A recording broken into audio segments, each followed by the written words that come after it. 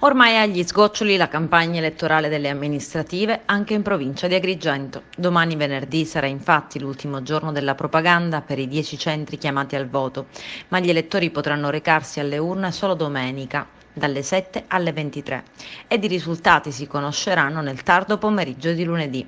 Questo perché le direttive rispetto alle operazioni di spoglio vedono un'apertura delle urne solo a partire dalle 14 del 13 giugno lunedì, con priorità rispetto allo spoglio dei risultati del referendum sulla giustizia.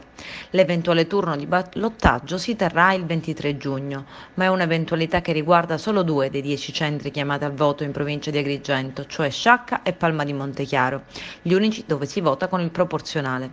Tutti gli altri comuni, Aragona, Comitini, Bivona, Santa Margherita di Belice, Campobello di Licata, Villa Francasicula, Lampedusa e Linosa e Cattolica Eraclea, vanno ad elezione con il maggioritario.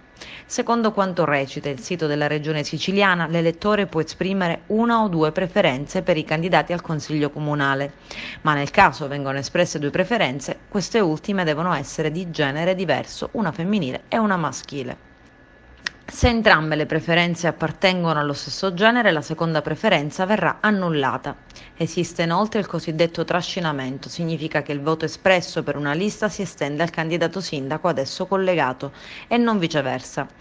Anche se i contagi sono in calo, verrà comunque imposto l'obbligo di usare la mascherina quando gli elettori si recheranno al seggio.